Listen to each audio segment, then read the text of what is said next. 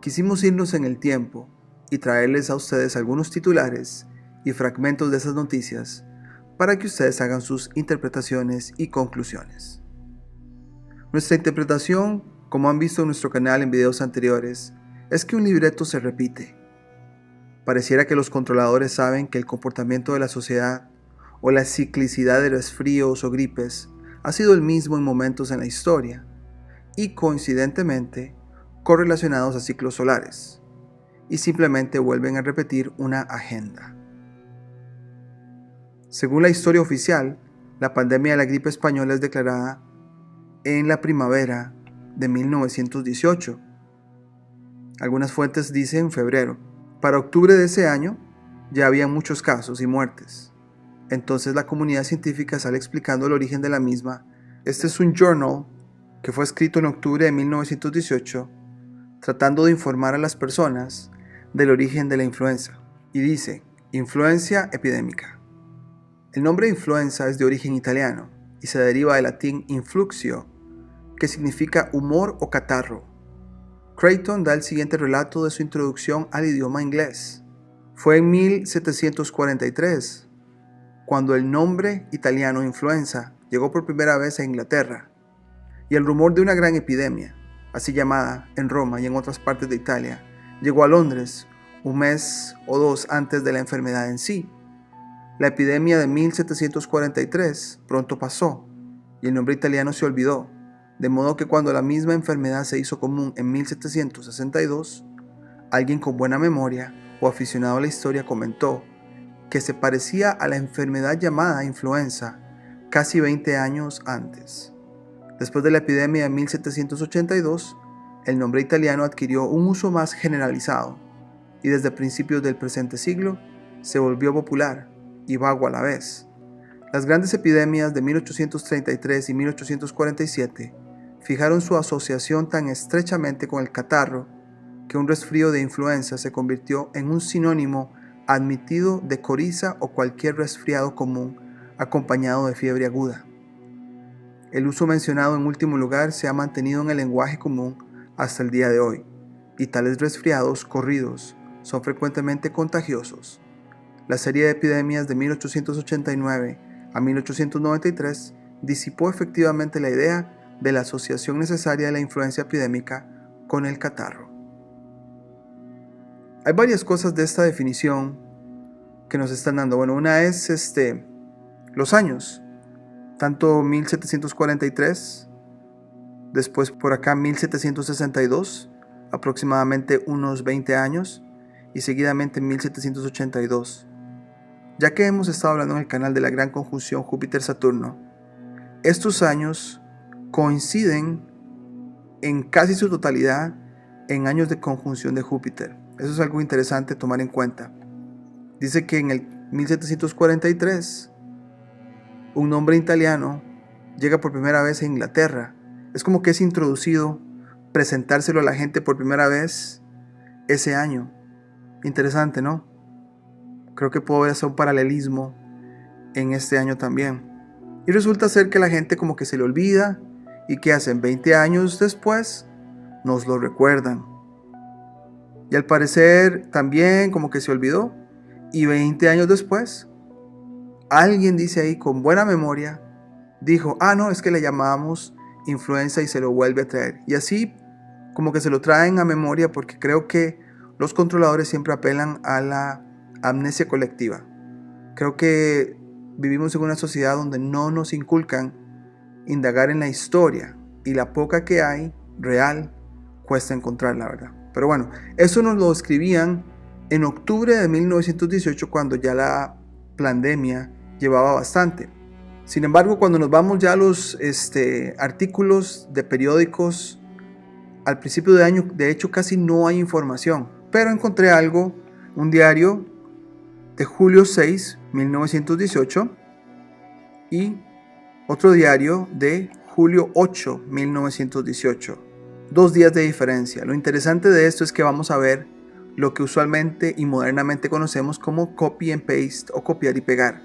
Aquí podemos ver esa intención de las agencias que desinforman cuando la AFP o la AP o Reuters genera una nota y le dice a otros países que simplemente la publiquen así como está. Por ejemplo, la de julio 6, vamos a ver acá, aquí vemos abajo el titular, dice que la epidemia de influenza amenaza con extenderse por todo el mundo. Eso es en julio.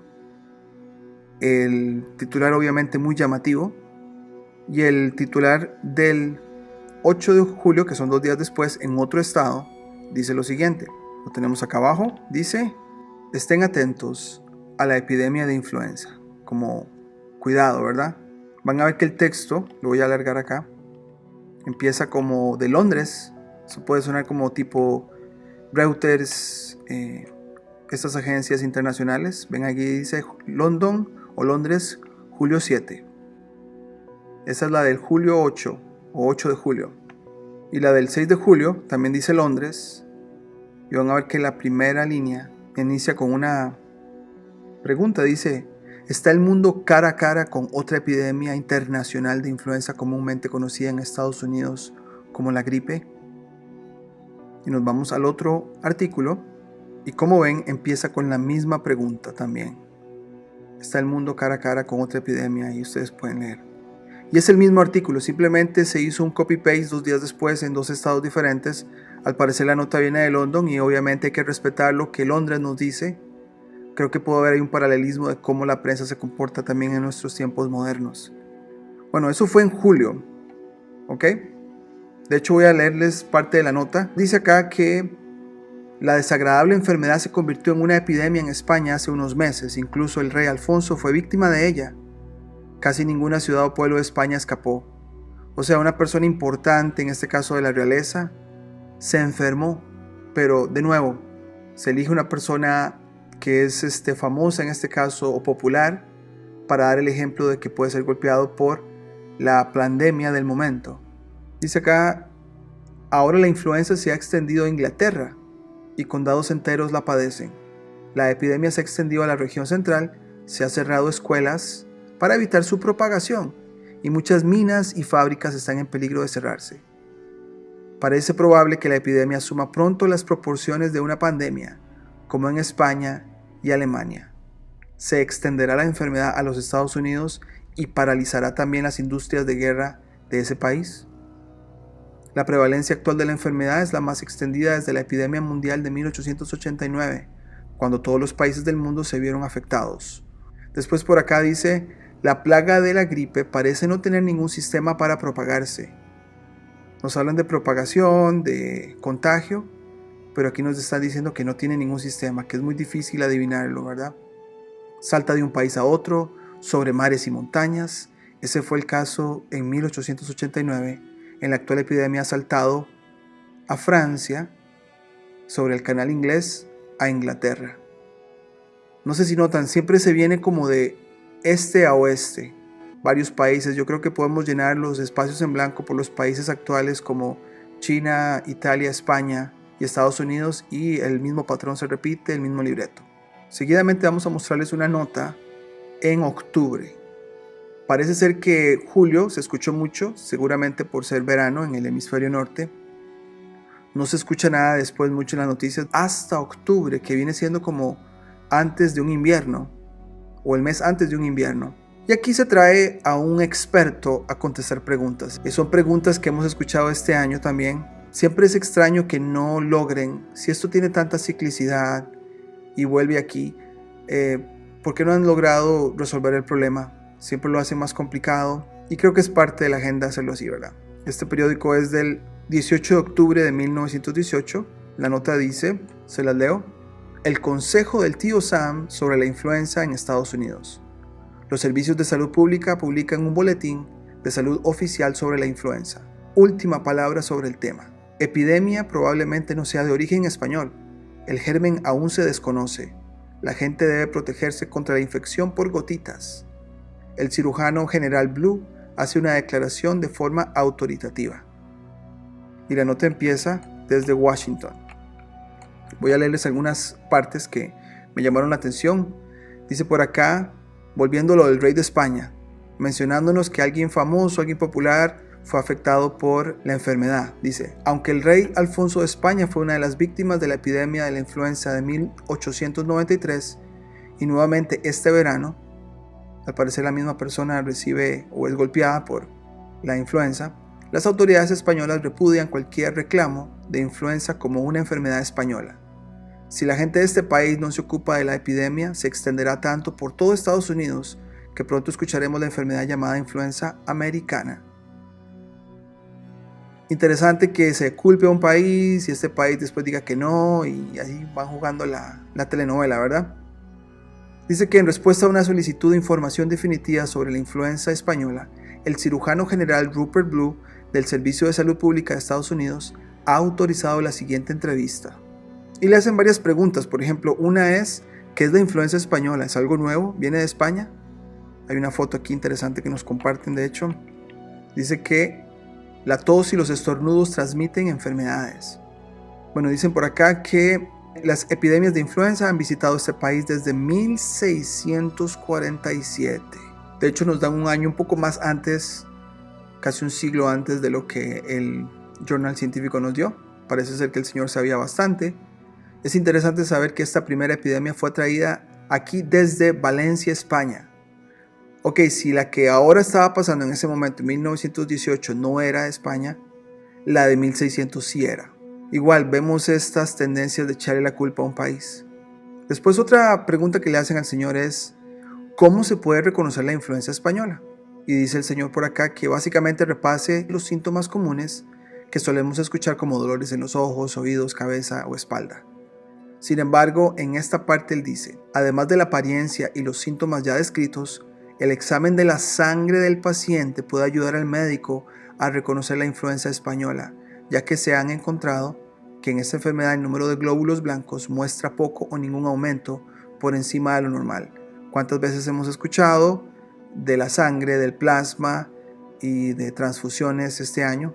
Bueno, al parecer ya en 1918 nos hablaban de analizar la sangre para un simple resfrío o catarro, ¿verdad?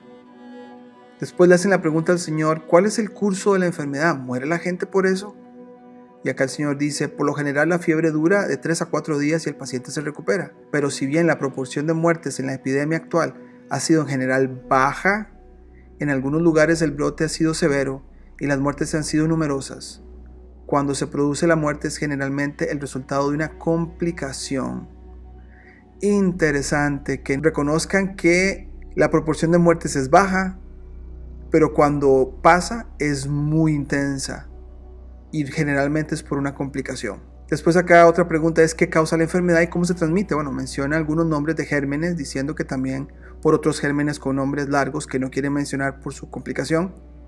Y después dice, independientemente del tipo de germen en particular que cause la epidemia, ahora se cree que la influenza siempre se transmite de persona a persona.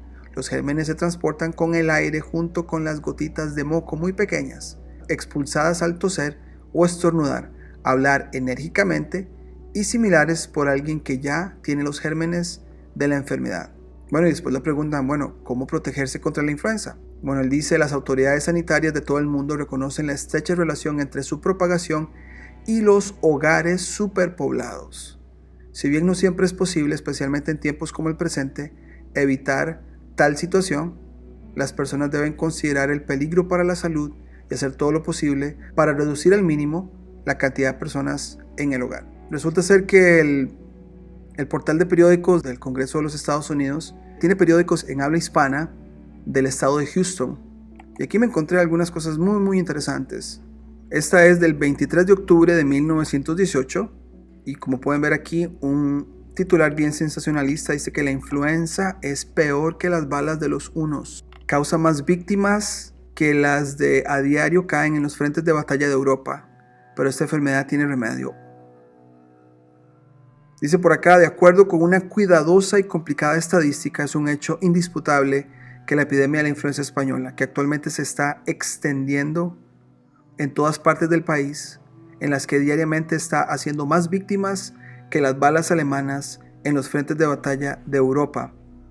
Es interesante porque en el pasado artículo, el señor o el experto dice que la proporción de muertes es baja, pero acá nos están diciendo que no, que son muchas víctimas. No nos aclaran si son muertes o afectados para ellos, ¿verdad? En sus datos. Pero dice acá, esta está cundiendo con más fuerza que otras, o que en otras, y continúa extendiéndose a un grado alarmante. Es como preparando una segunda ola, ¿verdad? Después más para adelante dice, este estado va casi siempre acompañado de una condición de debilidad de todo el organismo. Lo que no nos quieren decir acá es algo creo que muy lógico. Los sistemas inmunológicos se debilitan. Hay cosas que podemos rastrear en la historia que yo tiendo a pensar que pasó y que la gente estaba debilitada por un asunto de falta de comida, reducción de cosechas y también por un invierno muy fuerte. Se reporta que el invierno de 1918 fue el más fuerte del siglo XX. Entonces, cuando hay un invierno fuerte, por lo menos en los países del norte, pues las cosechas se reducen. La gente se queda en casa sin que la fuercen por un asunto de clima. Entonces, podemos ver que hay un debilitamiento del sistema inmunológico y las olas de gripe y resfrío son normales.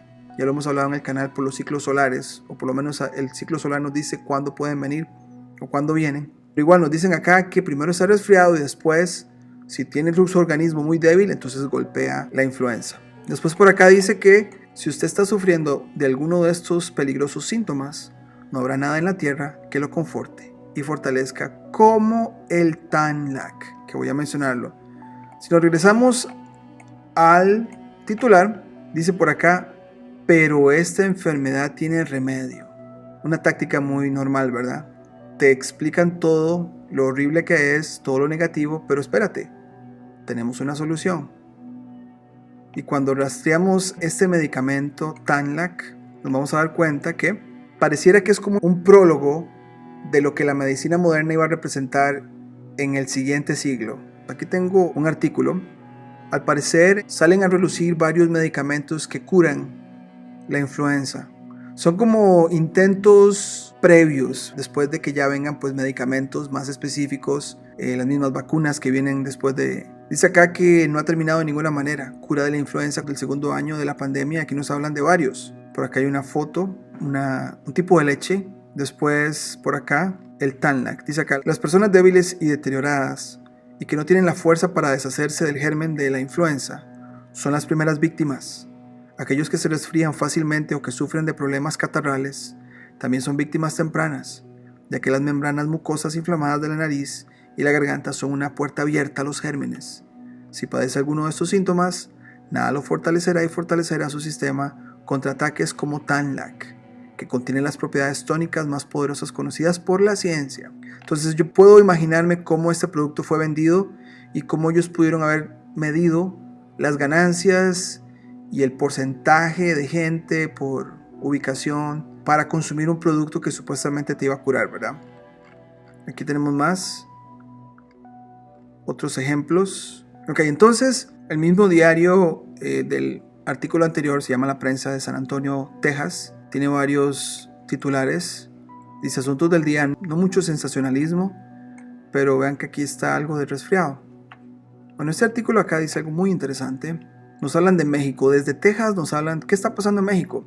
Dice acá, el horror a lo desconocido amenazador que acecha en las sombras, tiene perplejo y convulso el ánimo de la muchedumbre popular. Pero después nos dicen que primero la revolución, luego la miseria, después la peste. Al parecer después de la revolución hay miseria y después la peste. Suena como muy calculado, que viene siendo la gripe española. Ahora, si los cuerpos están debilitados, sistemas inmunológicos están debilitados y te golpea un resfriado o una gripe, ustedes hacen ahí la matemática para entender qué pasaría con esa persona. Más adelante hay una monja que se menciona. Dice, ya la madre Matiana lo había dicho, el mundo entero se convulsionaría en una catástrofe gigantesca. En México, la revolución arrasaría campos y ciudades. Interesante que nos está hablando de una revolución, catástrofe. No pareciera que nos está hablando de bandos peleando, pero bueno, les dejo la pregunta. Los presidentes se sucederían a cortos intervalos en el poder con tanta saña disputada. Y enseguida la peste, una peste como ninguna otra, se viera jamás. pues destruiría lo que habían dejado en pie la revolución y la rapiña y la miseria. La realidad ha venido a confirmar los augurios de la monja. La catástrofe aún convulsiona el mundo. Presidentes entran y salen al palacio de Cortés.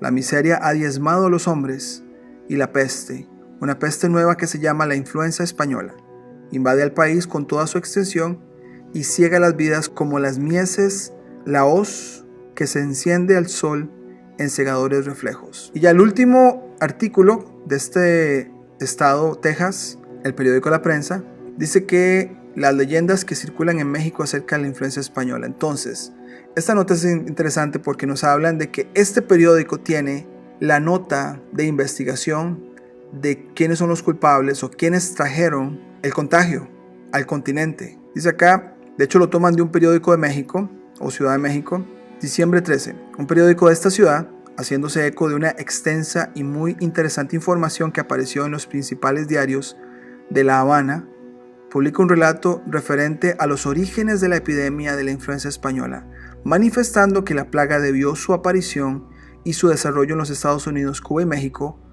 a una mano criminal, la misma que la malicia popular creía adivinar a través de las sombras de los grandes crímenes políticos internacionales y de lo cual la mayoría de la gente sensata se reía o dejaba pasar sin interés alguno. Nos hablan acá de unos prisioneros belgas.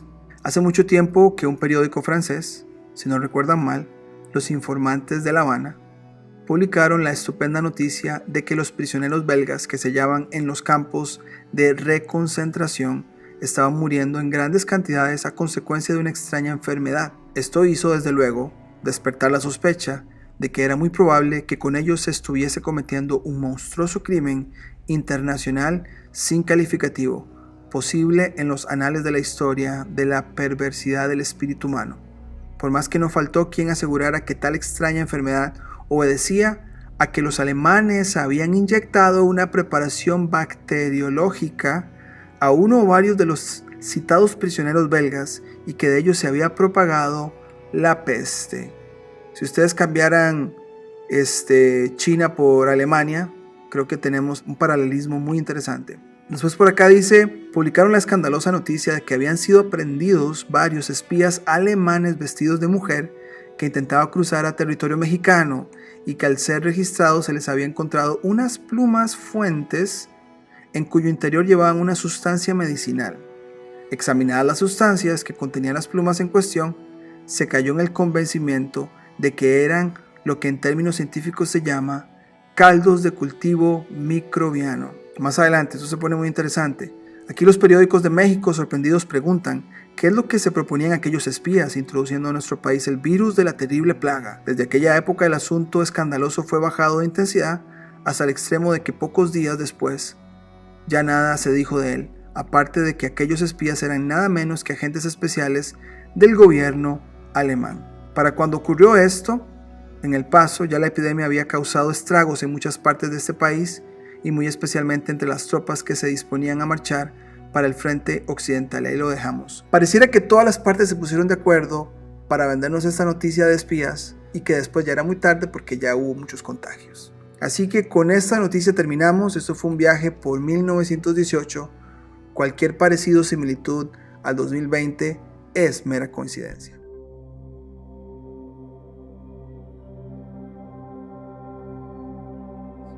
Hoy les traemos un artículo histórico, así como lo hemos hecho en el pasado. Entonces hoy quiero hablarles un poco de la Fundación Rockefeller. Este periódico es de 1901, o sea, estamos hablando casi 120 años para atrás. Resulta ser, para los que han seguido nuestros videos cuando hablamos de estos temas, que el señor Rockefeller le da un giro a la medicina de la que conocemos ahora como medicina moderna.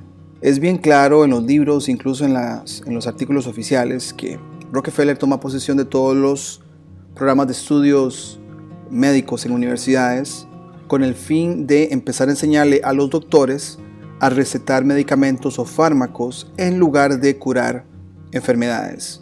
Y a partir de ahí venimos en estos últimos 120 años en esa dirección. La verdad que los fármacos y los medicamentos no curan, lo que hacen es engañar al cuerpo de que está curado y el sistema inmune o el sistema inmunológico se ve afectado y se debilita. Pero bueno, un poco de historia acá. Dice que Para que más o menos se den cuenta, hay pruebas de la Fundación Rockefeller en 1901. Por acá tenemos que él está dando dinero para darlo en becas estudiantiles. Entonces, interesante, ¿no? Que alguna persona en aquel momento interesada en ser doctor, sin saber la manipulación que iba a venir, anuente a seguir órdenes, démosle una beca para que estudie, pero en ese estudio viene todo el adoctrinamiento de la nueva manera de pensar para el médico. Pero bueno, ahí les dejo que Rockefeller eso fue lo que hizo, donar dinero para programas de estudio, crear el adoctrinamiento de la nueva manera de pensar de los doctores, y de curar nos pasamos a recetar medicamentos y fármacos para engañar a los cuerpos. Ahora, con esto de la Fundación Rockefeller, quiero pues hacer una conexión acá. Tenemos otra fundación en nuestra era, que es la Fundación Gates. Ya ha quedado más que claro que lo que ha hecho Bill Gates es básicamente seguir el libreto que dejó el señor Rockefeller.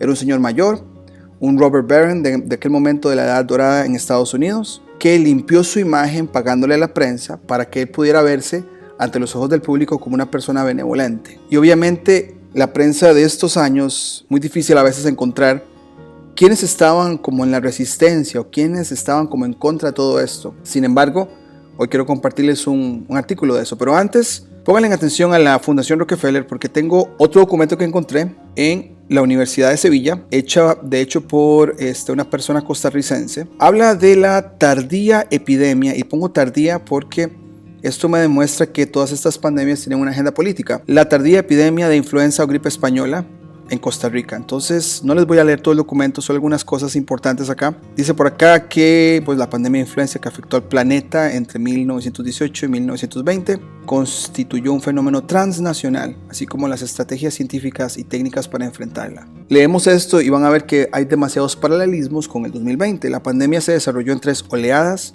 La primera inició en los primeros meses de 1918 y se caracterizó por una gran morbilidad, pero escasa mortalidad. La segunda ola arribó en agosto de ese año y fue muy letal. La tercera llegó con el nuevo año de 1919 y en algunos lugares se mantuvo hasta 1920. No se ha determinado si los brotes epidémicos de 1920 constituyen una cuarta oleada o una nueva epidemia asociada a una cepa diferente del virus. Ahí nos queda claro que pues quieren seguir como el hilo con otra diferente y ahí pues ponen sus nombres y ese tipo de cosas. Ok, en página 17 de este documento dice por acá que estamos en 1914. En esa línea aprovechó el arribo de la Fundación Rockefeller a Costa Rica en 1914. Aquí hay un paralelismo enorme. Una fundación de este tipo arribando a países tercermundistas con su agenda. Bueno, aquí dice que con el propósito de combatir la anquilostomiasis y promover la centralización e institucionalización de la salud, ya que coincidían en esos objetivos. La lucha contra esa enfermedad mediante campañas se había iniciado desde 1908. Vemos registros de la Fundación Rockefeller en 1901. Al parecer esos primeros años del siglo XX fueron para formar la fundación y pues echarle mano a su agenda. La fundación planteó nuevas formas de enfrentar las dificultades e invertir los pocos recursos. Su director, el doctor Louis Shapiro, conquistó rápidamente reconocimiento de las autoridades y de la elitista comunidad médica. Entonces probablemente fue a los altos cargos de los programas, me imagino, médicos en el país, en este caso Costa Rica. Al ir hacia ellos, pues les propone toda su agenda y ellos ya se van a encargar de hacer modificaciones pertinentes en Costa Rica o en el país que sea, si es que fueron a otros países. Probablemente eso también pasó. Y fue clave en el impulso de proyectos de salud. Después, ese es el párrafo que me llamó más la atención. Dice que lamentablemente los sectores afectados con las nuevas leyes e instituciones que no fueron capaces de impedir la aprobación de estos proyectos, personas, sectores que no fueron capaces de impedir los proyectos propuestos por la Fundación Rockefeller. Dice que se sirvieron de los militares para promover un golpe de Estado el 27 de enero de 1917. Entonces, un grupo en Costa Rica no está de acuerdo en los proyectos de la Fundación Rockefeller, se alían con los militares y logran un golpe de Estado. De hecho, este golpe de Estado en la historia costarricense es visto muy negativamente. Sin embargo, me llama mucho la atención. El señor Federico Tinoco, artífice del golpe, intentó darle legitimidad al régimen, convocando una asamblea constituyente que promulgó la Constitución de 1917. Ahora, sea o no sea esto agendado para crear un disturbio en Costa Rica o no. Más adelante hay algo interesante. Dice, la dictadura significó un retraso o un retroceso en los avances institucionales en el campo de la salud entre 1917 y 1919, los años de la pandemia de la gripe española. La construcción de cañerías y obras de infraestructura se paralizó, así como la de excusados higiénicos. Después dice por acá, Shapiro sufrió momentos sumamente críticos debido a la usurpación de las rentas de las instituciones de beneficencia, la eliminación de las medicaturas de pueblo y la ausencia de recursos para las campañas contra las enfermedades parasitarias y la malaria. Entonces se me hace interesante que hubo un grupo que estaba en contra de la agenda de la Fundación Rockefeller.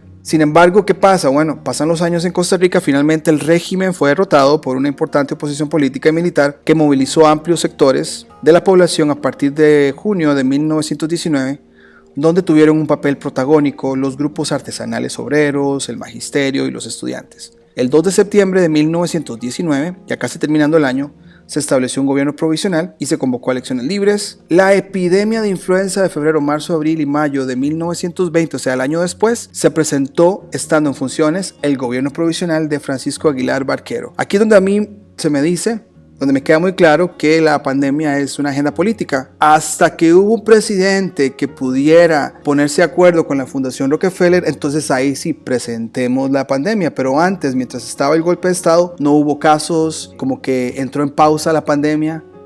Entonces eso me queda claro que pues es político. Con esto en mente, sabiendo que hay una Fundación Rockefeller en aquel momento, yendo a varios países para llevar a cabo su agenda. El siguiente artículo que les quiero compartir es de 1909. El periódico se llama The Bridgeport Evening Farmer y es del estado de Connecticut en Estados Unidos. Acá tenemos a un estudiante de medicina que ahora es alcalde tratando de debatir a la comunidad médica. Acá está el artículo. Hicimos una traducción con las partes más importantes y es lo que vamos a leer y después comentaremos. Dice: The Bridgeport Evening Farmer, de octubre 20, 1909, Boudreaux desafía a la Sociedad Médica del Condado de Fairfield a debatir. Dice por acá, el mayor Thomas Boudreaux se dirigió al Club Liberal en su reunión en Lyceum Hall anoche sobre el tema de vacunación. Durante la discusión, el mayor Boudreaux lanzó un desafío a la Sociedad Médica del Condado de Fairfield para debatir la sabiduría de la práctica. La conferencia se ilustró con un centenar de diapositivas de linternas que mostraban ejemplos horribles de los resultados de la vacunación. Interesante que en 1909 se usaban diapositivas con linternas para mostrar presentaciones. Me imagino que mostradas en la pared o en alguna pizarra, ¿no?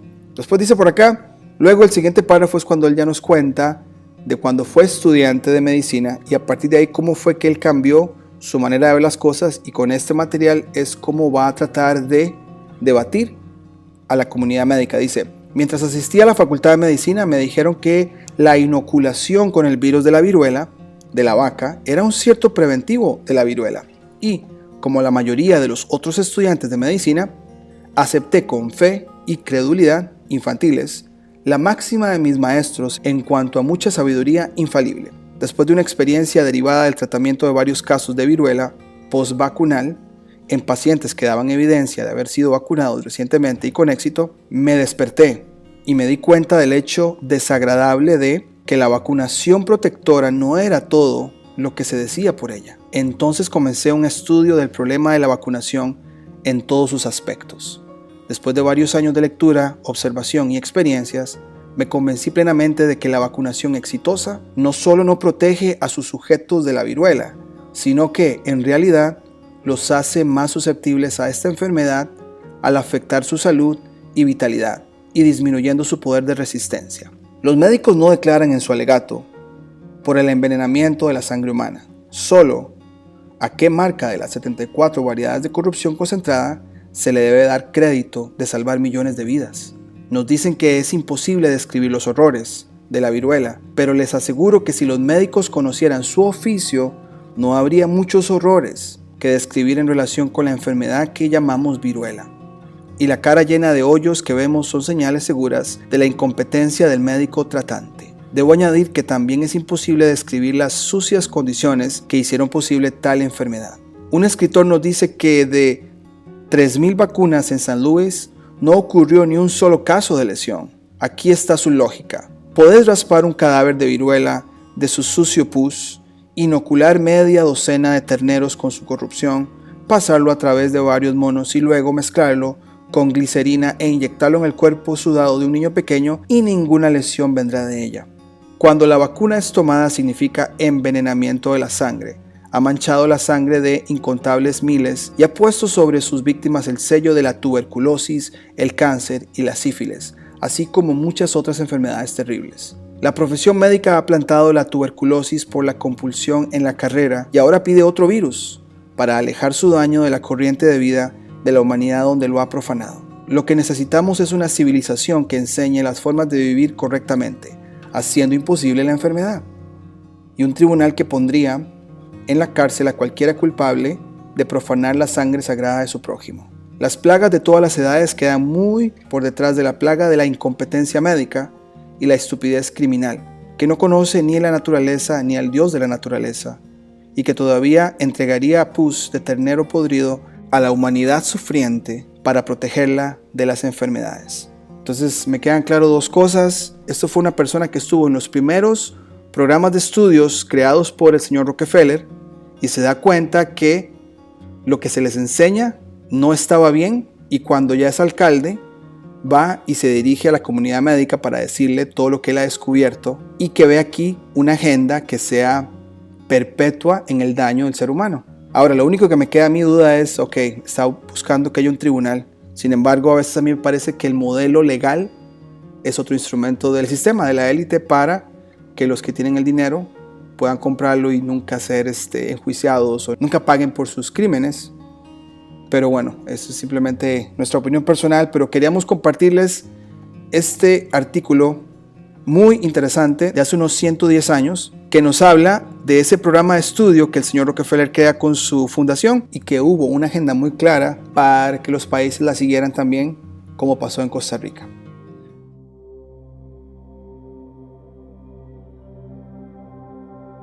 Hoy les traigo un artículo de 1922, o sea, hace 100 años. Como todos saben, hemos hecho conexiones y muchos otros canales también y personas han hecho las conexiones con lo que pasó hace 100 años con la gripe española. Ahora, aparte de esa gripe española, siempre hay otras también pasando. Lo que pasa es que esa tomó de alguna manera un tinte más político. Al parecer había una gran resistencia acerca de las vacunas hace 100 años. No solamente con la gripe española, sino con la viruela. Lo vamos a ver en este artículo. Quiero comentarles que es de una persona que está en contra de la vacunación obligatoria contra la viruela. Bueno, la viruela dice por acá que es una infección provocada por el virus variola. Durante siglos las epidemias afectaron a personas en todo el mundo y la enfermedad solía ser grave. Pero en 1796, lo cual es bastante tiempo atrás, como les dije, unos 100 y resto de años, el médico inglés Edward Jenner descubrió una forma de proteger a las personas de la viruela y esto llevó al desarrollo de la primera vacuna contra la viruela. Suena como que mucho tiempo atrás, pero bueno, eso es lo que dice la historia de los que la cuentan, ¿verdad? Dice por acá que el último caso se da en 1949 y que el último caso conocido de viruela se reportó en África por ahí de 1977 y que supuestamente para el 80 se había erradicado. Así que eso se dice, ¿verdad?, de la viruela. Entonces estamos hablando que 100 años después, o más de 100 años después, al parecer hay mucho miedo acerca de la viruela en la población estadounidense. Y con esto en mente, vamos a continuación con el artículo del periódico. Aquí está la página del periódico de este día, del 18 de enero de 1922. La nota dice: El pueblo dice, que es básicamente como una columna donde personas se pueden expresar. Acá está nuestra traducción al documento.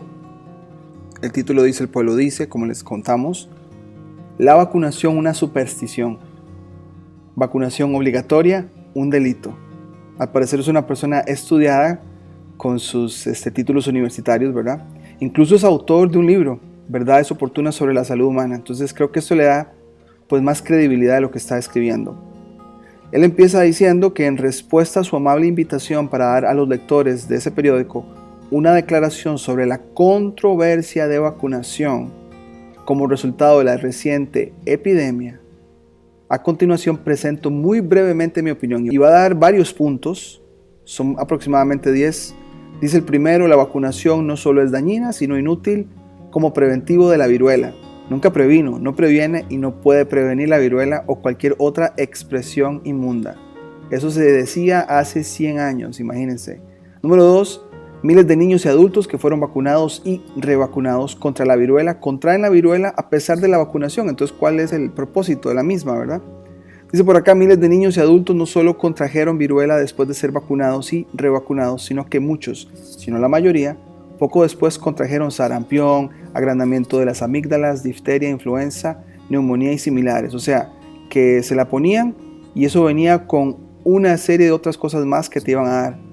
Número 4. Se suponía que la vacunación en los días de Jenner, que fue el doctor que supuestamente, o el científico que creó la vacuna unos más de 100 años atrás, otorgaba inmunidad contra la viruela durante toda la vida. Eso fue el plan inicial. Ok, te la pones una vez y para toda la vida. Luego se observó que las personas vacunadas contrajeron la viruela. Dijeron que les dará protección por un periodo de 21 años, o sea, fue cambiada de toda la vida a 21 años. Pero cuando esto falló, se redujo a 14, luego a 7. Y ahora los fabricantes de vacunas, que tienen millones de dólares invertidos en su negocio, quisieran que la tomara con tanta frecuencia como se les recuerde. Y aquí pues usa un sarcasmo, dice que en otras palabras, ¿por qué no tomarlo todas las mañanas como una revelación? O untarlo con pan en lugar de mantequilla, o usarlo para betún de zapatos. Al parecer, ponérsela una vez no era rentable. Hagámoslo más a menudo pareciera que ese podría ser el patrón del libreto, ¿no? Después, número 5, las causas de la viruela. Y no es contagiosa, porque si lo fuera, todo médico y enfermero estarían entre los primeros. Son las flagrantes violaciones de las leyes de la naturaleza en materia de higiene y saneamiento. También comida insuficiente, quizás escasez de alimentos, ansiedad y miedo. Nos pueden hablar hasta de programación de la persona para enfermarse.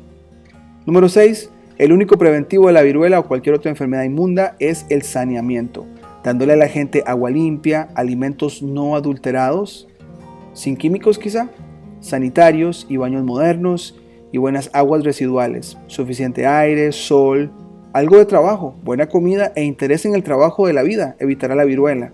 O sea, si hay armonía en tu vida, no te vas a contagiar. Y es la única inmunidad genuina y permanente. Número 7. En cuanto a la vacunación obligatoria, especialmente cuando se impone a los niños de edad escolar, como condición para la admisión de la escuela. De hecho, son expulsados. Interesante que hacían eso con los niños hace 100 años, infligiendo así una enfermedad peligrosa en el cuerpo tierno de un niño. Es un ultraje, o sea, defendiendo a los niños en este caso, este señor. Número 8.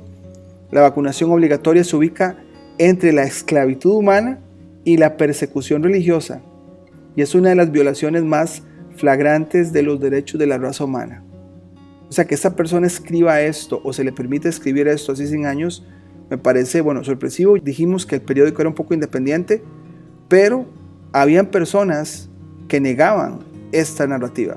¿Okay? Número 9. Algunas personas no saben que la profesión médica, es decir, las 3 escuelas de medicina, la escuela aliopática, homeopática y ecléctica, está muy dividida sobre el tema de la vacunación. Muchos médicos de todas las escuelas se oponen a ella. Ojo con esta parte. Muchos médicos de todas las escuelas se oponen a ella. Además, los más eminentes periodistas, autores científicos y hombres y mujeres pensantes de las diversas profesiones y vocaciones se han declarado en contra de la terapia con vacunas y sueros. Pareciera que había gente más en el lado de la oposición de todo esto hace 100 años. ¿Será que nos amansaron más? Aquí esta generación quizá no lo es, pero me pareció muy muy interesante. Después, número 10, que él muestra de hecho estadísticas de que hay más muertes por vacunación que por viruela. Por ejemplo, acá él está usando una de Inglaterra, compara 3 años y ven que las muertes de varicela son 21, 10 y 12, pero por la vacuna son mayores, 29, 12 y 13. Dice que otro informe del Registro General Inglés, los años siguientes después de 1908, dice acá el 11, el 12 y el 13, cuentan otra historia. Dice que total de muertes por viruela para todas las edades durante estos años, 42. Total de muertes por vacunación, quizá menor, pero explica que no evitó, ¿verdad? Bueno, la siguiente dice muertes por viruela en niños menores de 5 años, 8. Pero muertes por vacunación con niños de la misma edad, 30. Interesante. Y después cierra con una palabra al sabio suficiente. Después acá pues también cierra con una conclusión. Yo marqué aquí algunas cosas interesantes. Dice por acá, ¿debe un padre o tutor someterse a que se vacune a su hijo en contra de sus deseos o ser privado del privilegio de asistir a la escuela? Nos levanta la pregunta de la situación de un padre. Si un padre piensa que algo no es bueno para su hijo o su hija, pues debe respetarse. Es lo que está diciendo esta persona en el artículo.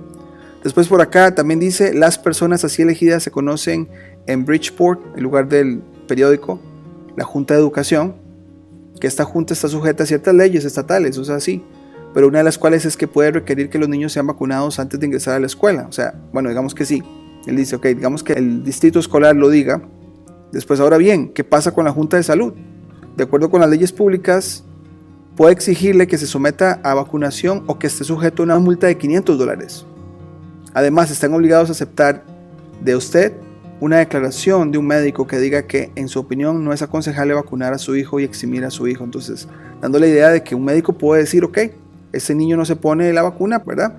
Bueno, que aquellos que tengan una creencia contraria se nieguen y sean multados de acuerdo con los periódicos. Por acá dice que nos habla de $3 por primer costo, más efectos posteriores, o pedirle a un médico que le diga que, en su opinión, no sería aconsejable vacunar a su hijo. En cualquier caso, está actuando completamente dentro de sus derechos. Al final de cuentas, la persona está apelando a derechos individuales.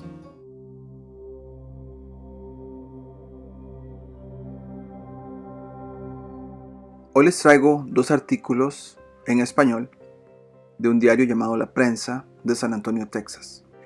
El periódico se llama La Prensa, San Antonio, Texas, pero como pueden ver, aquí hay varios titulares interesantes. Obviamente estamos hablando finales de la llamada Primera Guerra Mundial. Hay varios titulares de esa guerra mundial que estaba por terminar, y precisamente después de eso se inicia la pandemia de la gripe española. Pero bueno, estamos en octubre, más o menos unos 8 meses de iniciada. Y acá hay un titular muy interesante, un tema del momento, por cierto, en 2020 también, ¿ok? Dice acá, da resultados excelentes. La vacuna del Dr. Park. Fueron vacunados 10,000 soldados y no ha muerto ninguno de neumonía. Diariamente están siendo vacunados alrededor de 7,000 personas. Dice acá Nueva York, octubre 27. El Dr. Park, quien acaba de encontrar la fórmula de una vacuna contra la influenza, ha hecho hoy en una entrevista especial concedida importantes declaraciones acerca de los resultados obtenidos con su descubrimiento. Según sus observaciones y las noticias que el Dr. Park tiene hasta el presente, los resultados de su vacuna han sido en extremo satisfactorios, por más que él no pueda aún asegurar que sus efectos sean decisivos contra el terrible mal que tantas víctimas está causando. Prueba de la confianza que se tiene en la vacuna del Dr. Park es que se está aplicando diariamente a más de 7,000 personas en esta ciudad, no pudiéndose afirmar que a todas haya producido el efecto de inmunidad deseado, por cuanto que las personas vacunadas no han dado informe ninguno acerca del estado de su salud. En un campamento fueron vacunados 10,000 soldados y, según se sabe, ninguno de ellos ha muerto de neumonía, lo que ya es mucha prueba de la efectividad del remedio recién descubierto. El Dr. Park ha estado estudiando de manera concienzada el bacterio de la influenza, así como todo su cuadro sintomático, y declara que un detenido análisis microscópico de los referidos gérmenes le ha hecho saber cuál es el bacterio principal que la produce, mas no sabe aún si algunos otros gérmenes obran en los casos actuales. Otros gérmenes, otras cepas, otras series. Bueno, pueden cambiarle ustedes el nombre que quieran, ¿verdad? De todos modos, el descubrimiento de esta vacuna ha venido a constituir una gran esperanza de que al fin y al cabo la influenza española podrá ser combatida de manera eficaz y sobre todo la neumonía. Interesante que siempre nos hablan de que una serie, en este caso por acá nos dijeron otros gérmenes pueden actuar de manera diferente. Es como que la idea de erradicar siempre va a ser constante y nunca se va a alcanzar ese tipo de cosas, ¿verdad? Nos van a dar un problema, van a esperar la reacción y después nos van a dar la solución. El segundo artículo que está acá es de febrero 9 de 1920. Es casi 2 años de iniciada la pandemia de la gripe española. Aquí varios titulares, pero la que nos interesa por acá es esta acá. La influenza vacuna contra. Dice que en París se está propagando el uso del serum contra la plaga actual. Por la influenza aumentan el precio de los limones en Nueva York. París, febrero 8. La vacuna contra la influenza se está propagando rápidamente en esta ciudad. Hasta ahora la plaga no alcanza cifras alarmantes, pero todos los que recuerdan los estragos que hizo el año pasado están tomando precauciones. Volvemos con la imposibilidad de erradicar el problema. Siempre seguirá presente como lo analizamos en el pasado artículo. La vacuna que se usa más comúnmente es la del Dr. Dujardin Beaumens, del Instituto Pasteur. Igual, hablamos de Dr. Park en el pasado. Parece que hubo varias versiones, pero ahora hay otra. Bueno, seguimos. Esta vacuna que se prepara en los laboratorios del instituto contiene microbios de Streptococcus, Pneumococcus y bacilos de Pfeiffer, los cuales producen complicaciones que son siempre peligrosas. Es contra estas complicaciones, dice el doctor Beaumens, con las que se deben tomar precauciones. Los experimentos que hasta ahora se han llevado a cabo demuestran que todos los que han contraído la enfermedad después de haber sido inoculados escapan siempre de serias consecuencias. La vacuna no se usa en aquellos que ya han contraído la enfermedad, o sea, los que todavía no. Para esto se emplea un serum especial en cada complicación. En este año se está empleando un serum muy activo en los casos de neumonía, con mejores resultados que los obtenidos el año pasado. ¿Será que veremos el mismo libreto?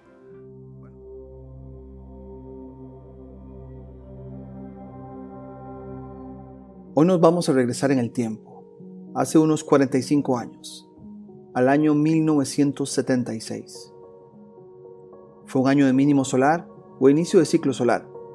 Desde agosto de 2019 empezamos a hablar de los ciclos del Sol y a partir de ahí se ha mantenido casi como una columna vertebral para analizar la historia en nuestro canal.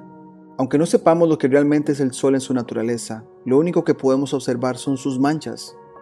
Aparecen y desaparecen de forma cíclica cada 11 años. En algunos periodos son pocas manchas y otras veces la cantidad es más alta. El comportamiento que se refleja es como una oscilación de onda, con máximos y mínimos. Hay muchas teorías que exponen la influencia de energía o radiación del Sol hacia nosotros, lo cual es muy plausible y es algo en lo que continuaremos investigando, especialmente cuando lo que percibimos como ese Sol es cercano y local y no a millones de kilómetros como nos enseñaron en la escuela. Lo otro que hemos notado aún con más fuerza es una especie de reloj cósmico para las élites. Tanto inicios como picos solares parecen ser usados para agendas. Es como si el Sol dictara la dirección de la humanidad hacia cierto comportamiento o comportamientos, y llegan los controladores sabiéndolo de antemano para traer sus agendas de control. En mayo de 2020, ya hace más de un año, hicimos unos hallazgos muy reveladores.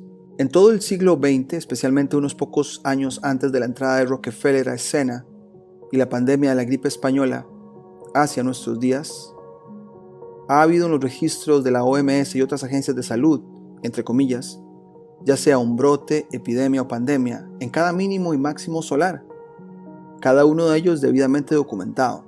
Nuestra hipótesis ha sido que tanto resfríos y gripes sean como una reacción normal del cuerpo para desintoxicarse y como resultado final el reforzamiento del sistema inmunológico, que al parecer se dan al ritmo de los máximos y mínimos solares. algunas veces más fuerte que otras. Las élites, sabiendo esto, lo han usado para inventar innumerables nombres y subnombres para esas gripes y resfríos. Y desde ahí pareciera que esos nombres, como la influenza y sus subtipos, por ejemplo, aparecen en ciertos periodos y en otros no. Es como si alternaran los nombres para que a una nueva generación de la sociedad les suene nuevo y no logren darse cuenta que ya se había usado en el pasado. Personalmente tendemos a pensar que la esclavitud a la medicina moderna, con tantos medicamentos que nos hacen tomar desde que somos niños, nos condiciona a que siempre seamos objetos de gripes y resfríos más a menudo de lo que debería ser, y así nos convirtamos en sus sujetos de experimentación y control.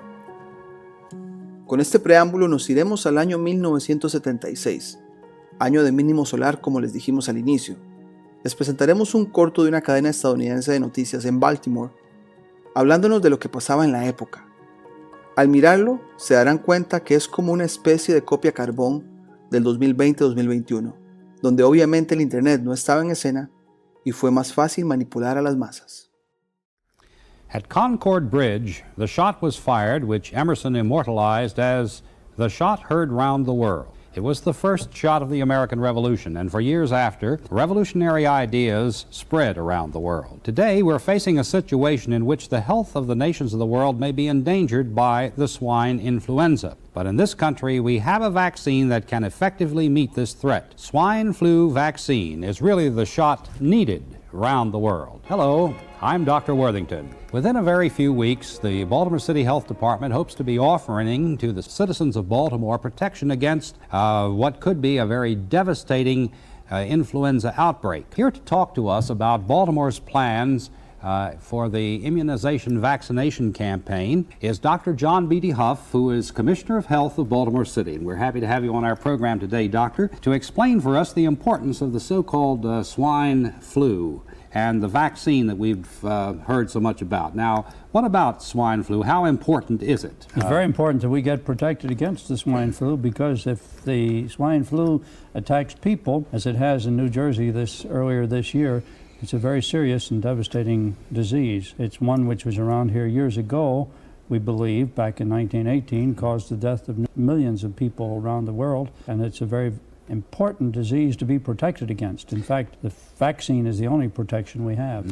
How about the germ itself? Could you tell us a little about its characteristics? I believe we have a picture here which will show people what the germ looks like. Well, the virus is in the cells. There are several varieties of the flu virus. Some have come out recently, the Victoria strain of the flu virus, and this is named Victoria because it was picked up in the Victoria lab in Australia. Virus gets into the cell, splits the cell, causes all sorts of troubles which are usually pulmonary in nature, that is, they involve the lungs, and the virus, although it is a known virus and has been known since 1931. It has changes about every 6 or 8 years, sometimes as long as 10 years, and when these changes come, the vaccine, the virus rather, that we get is a particularly troublesome one. We had the Hong Kong flu and the Asian flu, and we're now worried about the swine or New Jersey flu. We know that there is a vaccine available now. It's in preparation. How effective would you say this vaccine is? This vaccine is said to be somewhere around 80 to 90% effective. It's far more effective than the original vaccine, which came out in the late 50s.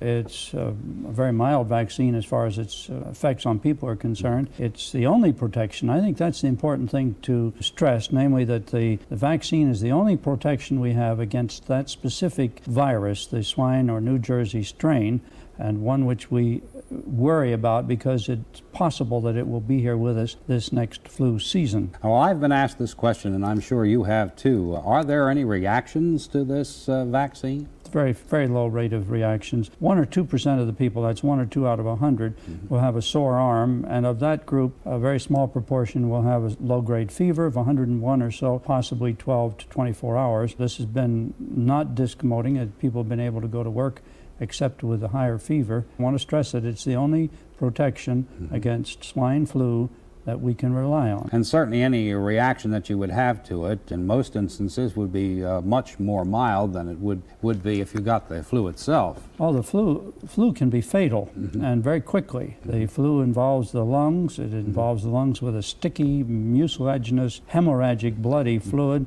and it's one that you want to protect. The vaccine will be explained to people before they get it. We will have you might say, a show and tell when we tell people about the vaccine and about the reactions, and everyone will be taught about the vaccine at the time of the injection. Well, who should receive this vaccine now? Everyone over 65 should receive the vaccine that has two virus protective agents in it, one against the Victoria and one against the swine flu. People over 65 or those people under 65 who have other and chronic troubles like diabetes, pulmonary disease, cardiac disease. These are the ones that we speak of as being at risk, correct? Yes, these are people at risk, and it would include some of the children too. We're worried about this because the children don't really react very well, and we'll know about that around the 1st of September, perhaps the 15th, as to how they respond. They don't get sick from it, but they just don't develop an immunity. Is there any possibility that perhaps those under 18 will ever be vaccinated against it? Yes, it is. There's a study groups all over the country who are studying this to find the dosage and the dosage, whether it has to be 2 doses or 3 rather than 1 for people under 18.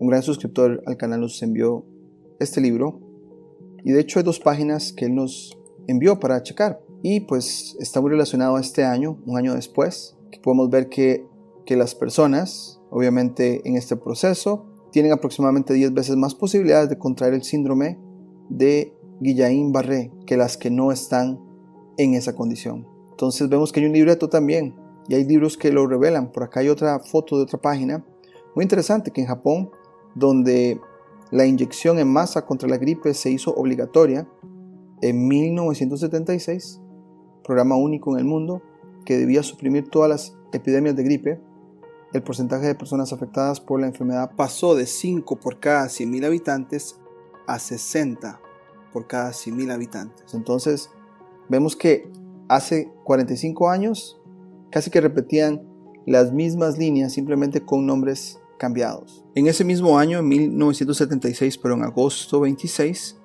nos encontramos un periódico de esa fecha o de ese año, hablándonos también de la situación. Se les urge a los residentes buscar la inyección y por acá se habla también pues de la cantidad, 14 millones, del 76 al 77. De hecho es una persona que está como en contra, diciendo que esto no es algo tan diferente de lo que se ha hecho en el pasado. Y acá nos dan el nombre de las inyecciones que fueron mencionadas en el video que les mostramos del 76 de la cadena en Baltimore. De hecho aquí con problemas de pulmones, como reacciones y ese tipo de cosas, pero bueno, ahí está el dato. Después de esta información podemos encontrar un paralelismo enorme en el libreto de 1976 y 2020. Creo que todos podemos ver las correlaciones de ambos años. Al final de todo el miedo impuesto y la participación de la mayoría de la población en la inoculación requerida, la vida continúa para esta generación. Sin embargo, el elemento que llama la atención en esta línea del tiempo es lo que vendría en el siguiente máximo o pico solar. 4 o 5 años después de la campaña masiva contra la pandemia mortal de la influenza, otra enfermedad toma el escenario y hace que las personas ni siquiera remotamente piensen en lo que pasó en 1976. Una enfermedad peor y que silenciosamente estaba cobrando vidas, el SIDA. Del video de nuestro canal en la plataforma Odyssey, que por razones obvias lo tenemos allí, llamado El nutricionista que desafió la pandemia de 2009, a Honus von der Planets, el doctor nutricionista, dijo muchas revelaciones durante una entrevista en 2009, hace 11 años. En esa entrevista él habla del SIDA. Vamos a resumir las palabras de von der Planets, donde menciona el plan futurista de esta enfermedad durante esos años. En la Universidad de California, Los Ángeles, en 1961 y 62, a la cabeza estaba el doctor Strecker, que tiene como 4 doctorados, uno es en bioquímica y virología. Tenía una mezcla que combinaba los desechos del virus leucémico de un bovino y linfonómico de una oveja. Así que lo que hicieron fue incubar estas 2 enfermedades y unir los 2 virus animales. El gobierno le dio luz verde para ser utilizado en experimentos. Luego se descubrió que los experimentos eran para personas indeseables. Se supo después que esos indeseables eran personas homosexuales, ya que lo que se encontró fue que en Los Ángeles, la ciudad de Nueva York, Houston y San Francisco, el 90% de las personas que estaban siendo tratadas por hepatitis eran homosexuales porque usaban muchos fármacos que causaban daño hepático. Básicamente la inyección, por no decir la otra palabra, contra la hepatitis B, se le agregó este virus del SIDA. Luego fueron y lo pusieron en la inyección contra la viruela. El gobierno de los Estados Unidos y el gobierno del Reino Unido donaron cientos de millones de dólares para la inyección de la viruela en países africanos. Y el resto es historia. Si quieren escuchar toda la entrevista, dejaremos el link en la descripción. Acá tenemos un artículo oficial acerca del inicio del SIDA y verán cómo los datos coinciden con lo que Wonder Planets comentó. El título dice Panorama general de la historia del HIV y el SIDA.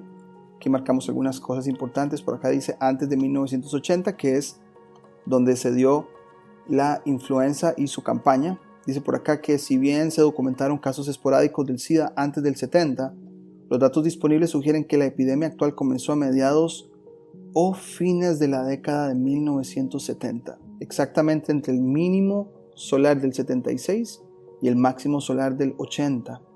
En 1980 es posible que el HIV ya se haya propagado a 5 continentes: América del Norte, América del Sur, Europa, África y Australia. En este periodo ya podrían haberse infectado entre 100.000 y 300.000 personas. Luego nos hablan un poco más de qué pasó en el 81. Dice que se encontraron casos de una rara infección pulmonar llamada de esta manera, PCP, en 5 hombres homosexuales jóvenes previamente sanos en Los Ángeles. Al mismo tiempo hubo informes de un grupo de hombres en Nueva York y California con un cáncer inusualmente agresivo llamado sarcoma de Kaposi. Y ya más adelante nos hablan que en Uganda, África, los médicos informaron de casos de una nueva enfermedad mortal y debilitante, conocida localmente como SLIM, que viene siendo como su cuerpo muy delgado, desnutrido. En ese punto se habían creado varias organizaciones específicas para el SIDA, incluida la de San Francisco AIDS Foundation y la de Reino Unido llamada Terence Higgins Trust. Con toda esta información histórica de lo que pasó entre 1976 y 1980 y el inicio de esa década, queda claro que hay muchos paralelismos con lo que estamos pasando en este año. Pero antes de cerrar este video, no nos queda duda que los libretos son los mismos, son rotados, reciclados acorde a la generación o sociedad en turno. Se harán sonar como nuevos, sin precedentes o inusuales.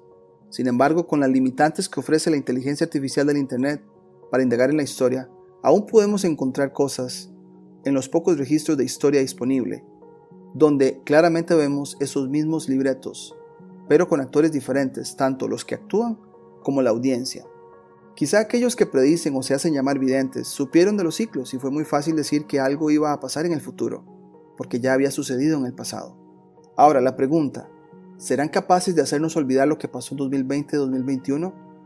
¿Nos abrumarán con mucha más desinformación y distracciones para que lleguemos a 2024-2025 sin recordar colectivamente lo que sucedió en 2020? ¿Tendrán otra pandemia o enfermedad como carta bajo la manga tipo SIDA para que ni siquiera la gente vea el pasado más inmediato y ponga las cosas en perspectiva? ¿Tendrá que ver con su agenda de cambio climático? La verdad no lo sabemos, pero lo que sí sabemos es que el ciclo del Sol es su reloj cósmico y algo se presentará o sucederá en 2024-2025 suficientemente dramático o sensacionalista para que la gente ni siquiera mire hacia atrás en el tiempo. No mirar atrás en el tiempo ha sido una de las maneras de cómo nos han programado y adoctrinado, para que todo se vea como sorpresa e incertidumbre. Una vida lineal con un supuesto inicio remoto, con un presente abrumador y un final fatal. Pero nunca nos hablarán de cómo lo hacían las civilizaciones antiguas, que esta vida, este mundo, es de ciclos, donde los eventos llegan al mismo punto cuando se cumple un ciclo. Quizá esta sea la razón por la que los medios desinformativos logran el objetivo de forzar una narrativa que sobrepasa el intelecto y no nos permite pensar críticamente con el pasado en perspectiva. Pero bueno, aquí dejaremos el video. Por ahora sería todo y nos vemos en la próxima.